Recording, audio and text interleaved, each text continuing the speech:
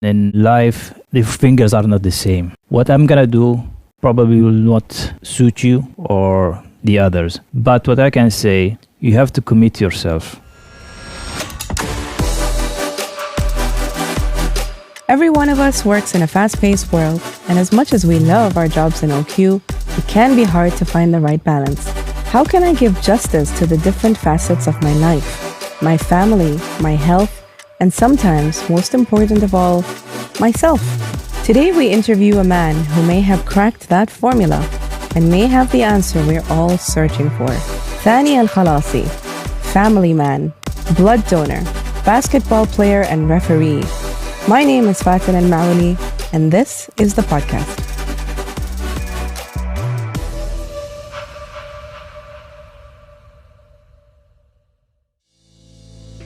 Welcome, Thani, and thank you for your time to be on this episode with us.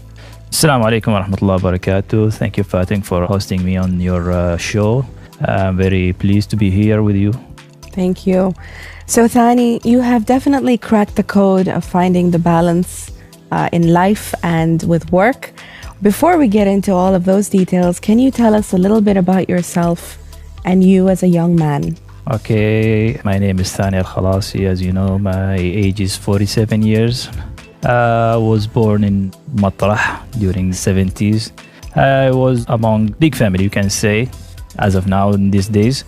We are 12 brothers and sisters, but only 4 of us who are siblings. MashaAllah. Once I got married, I moved out from Rui to Darset, and later on I got the chance to buy a house in Adaibas, and since that time I am living in Adaiba. MashaAllah. Married, of course, alhamdulillah, with 5 kids. MashaAllah. Alhamdulillah.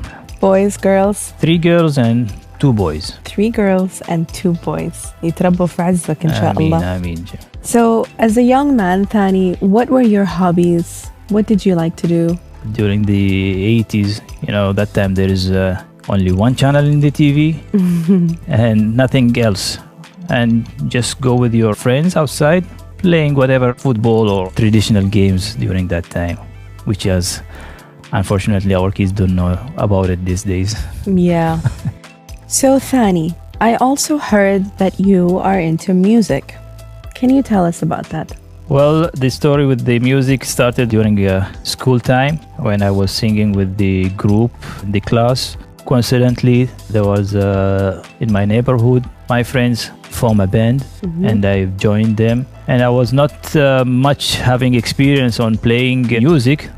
One of my friends, he just started teaching me. I was having the talent, but I have no knowledge. Okay. From there I started, and then unfortunately the first band was stopped, and I moved to another band. This band was a bit professional. They were playing in weddings, ceremonies, and other public shows.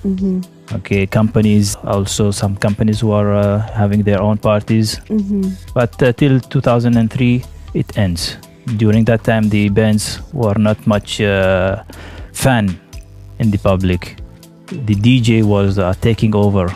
Okay, so you were in a band and you played in weddings and other public functions, and then you stopped because DJs took over. Do you still play on your own for yourself? For myself, I do sometimes my own recording. I have my own channel in the YouTube. I posted some in my channel of YouTube. What is your YouTube channel for our listeners? Thani Ali Al-Khalasi.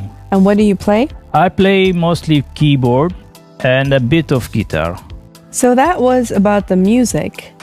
A little birdie told me that you're a good cook and your best dish is macaroni with bechamel. How did you get into cooking, Thani? During my childhood, sometime we'll be in the kitchen with my mother and we'll see how does she cooks, and sometime I'll be helping her. My father passed away when I was very young in age, so my mother was working. So sometime we'll be at home alone. From there, I started, to take over sometime to do some cooking for myself and also my brothers and sisters. And you just grew from there? Yep. And I started watching here and there, taking some ideas, And I put my own touches when I do some cooking. Amazing. Yep. Yalla, you should cook for us one time. Inshallah. تفضل. Inshallah. So, on a different note, moving into you as a professional, you have almost 27 years of experience in the field of operation. Exactly. And now you work under the transformation office in the Quick Wins. Yes.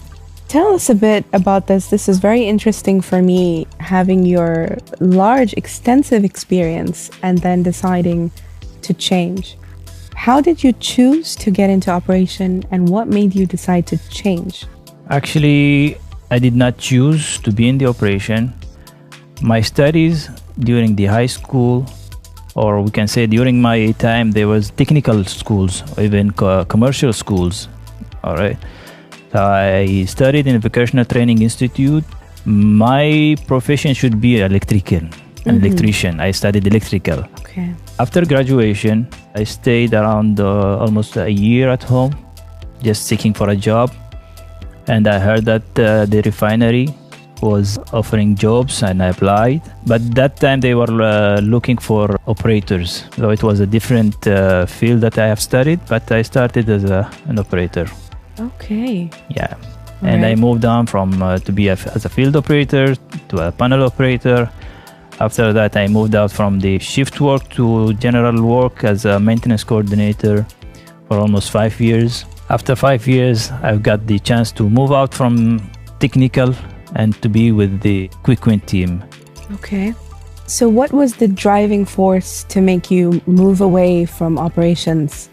You know, after long years of technical, you need to do something different, new challenge. When I heard that there is an opportunity in this section, I rushed to apply for it. And alhamdulillah, I got it. Alhamdulillah. You're definitely a person who displays a lot of ability to change and to look for something new as per everything that I know about you. And I wish you the best in your professional life, inshallah. Thank you, inshallah. I also know that you are one of the top 10% of blood donors in Oman. Alhamdulillah. Alhamdulillah. Alhamdulillah. MashaAllah. I hope we can all follow suit in your footsteps. How did that come about? It's also started during my time when I was studying in the vocational training institute.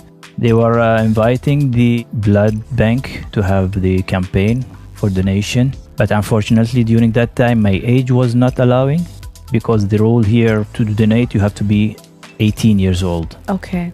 Once I reached 18 years old, I went with my friends to the blood bank and started donating from that time. During that time, there was only blood donation.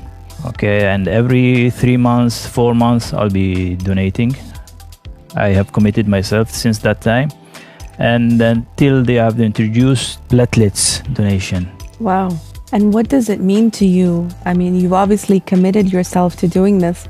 Why is it so important for you to schedule it for every 3 or 4 months to go back? You know, to see yourself saving lives is very big, thing. Yeah. And plus, it is for your own health. You know, every time you need to regenerate new blood in your system. Right. So this is one of the ways to regenerate the blood. You're a very healthy man, mashallah, and obviously very fit. Whoever knows you can also attest to that. I know that you're also a basketball player and a referee. So another question coming up there. Basketball started when I was in school. I played once in the class team, and that was the only game that I played until when I was in 9th grade, where I started officially when I joined my club, which I was playing with, Al-Ahli club.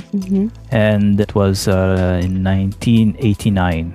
And I moved on from level to level till I reached the time that Al-Khalasi, his age, and he cannot, perform as he was. A new generation, whenever it comes, with more action. So I decided to, leave the way for them. new players, and I moved to officiating basketball. I started refereeing until I reached to having my international license in 2007.